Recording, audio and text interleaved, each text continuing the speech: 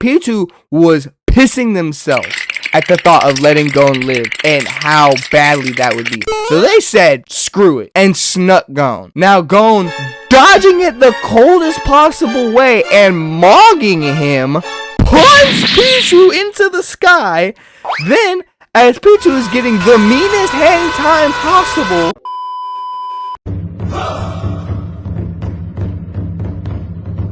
cats, animals that are small, furry, cute, you might say. Their ears always being up, their big ol' eyes. Honestly, cats are amazing creatures and one of the best household pets you can have. Besides that one. Neferpitou is an actual monster. I'm not kidding. Most of the time I say, oh, he's a monster, like ironically, but no, I'm completely serious. This cat will gladly use you, then once it gets everything from you, ditches you almost like normal cat. Where my fellas at? No? Okay. But whatever. The cat actually went and did that exact thing I'm talking about to my boy Paku, which led to a top 5 scariest scene ever. Oh, and little bruh, why is there someone still alive under there? Oh, hell nah, bruh. No, absolutely not. But anyways, that's Pitou.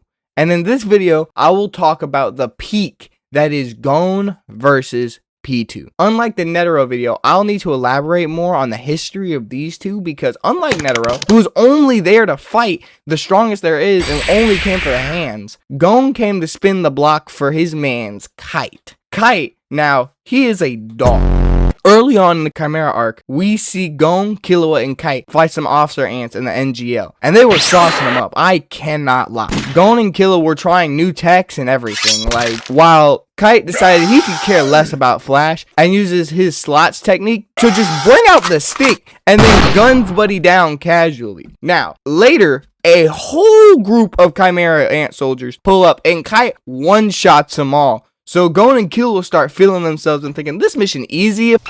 They don't have to worry. They got this. But Kite wasn't quite so sure. He was still on edge the whole time. Then they reached the nest, and Kite got a little testy and decided to touch Pitou's end, which is basically elite sensors. And the stronger you are, the further your end reaches. And Pitou's reached a cool mile away from them since birth, basically. Now with Pitou sensing Kite, they want to go test how strong they are. So they go and press Kite. Kite actually, feeling just how strong Pitou is, was immediately frightened and told Gon and Killua to run as fast as possible. And then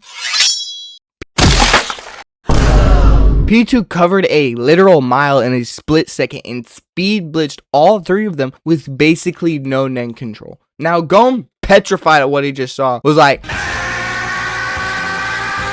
and was dead about to try and swing on Pitou. Killua, sensing this, knocked Buddy out instantly without hesitation, and then grabbed Gon and dipped. And that was absolutely the best decision that was made, because if Gon did fight, he wouldn't have lasted 15 seconds. And then now, it became a one-on-one. Cat versus Kite. And we never actually see the battle, we only see the after portion to see who won, and rip my boy Kite. Almost cried here. I cannot lie. Now, later in the arc, my boys Knuckle and Shoot went and recovered Kite's now stitches up body that's mangled. And Gon, seeing this, starts losing it. Because this whole arc, Gon's been saying, Kite's not dead. Kite's too strong to die. And this reaction, I'm not gonna lie, it had me in tears. Seeing Gon look at Kite and blame himself for not being strong enough, and literally says out loud for someone to help him, how could you not cry for him? Now,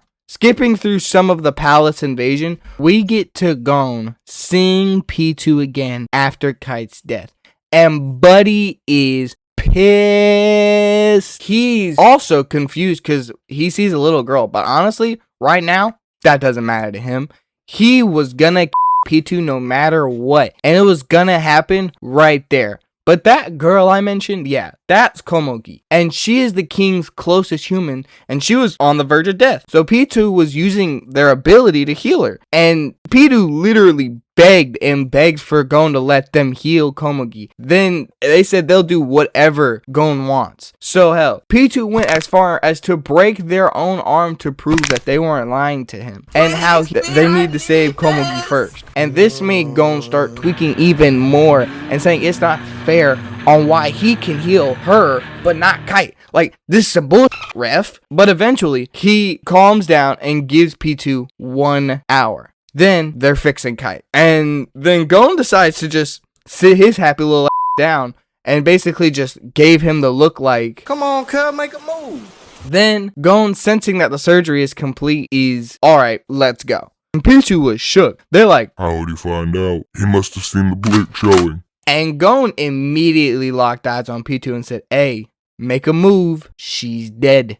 Pitou knew Gon was 100% serious in this entire altercation too, and decided not to fuck around and went to go with Gon. Then Gon, delusionally trying to get Pitou to heal and bring back Kite, has everything prepped, and Pitou's like, yeah, see, I can't do that. Even though I said I might, I can't. So I basically lied.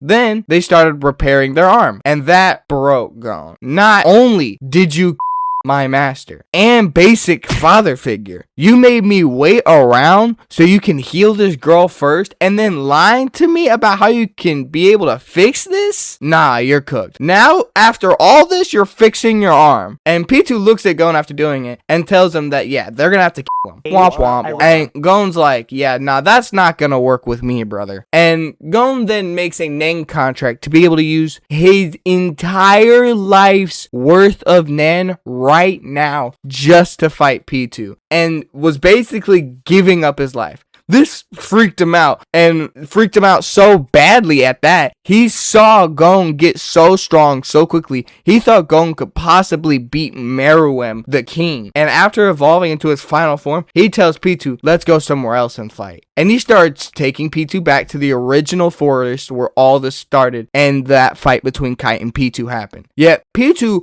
was pissing themselves at the thought of letting Gon live and how badly that would be. So they said, screw it, and snuck Gon. Now Gon, dodging it the coldest possible way and mogging him, punch Pitou into the sky. Then, as Pitou is getting the meanest hang time possible, falls back to earth after Gon prints a John Ken from hell to one-tap Pitou, causing them to fly through stone, earth, basically any material.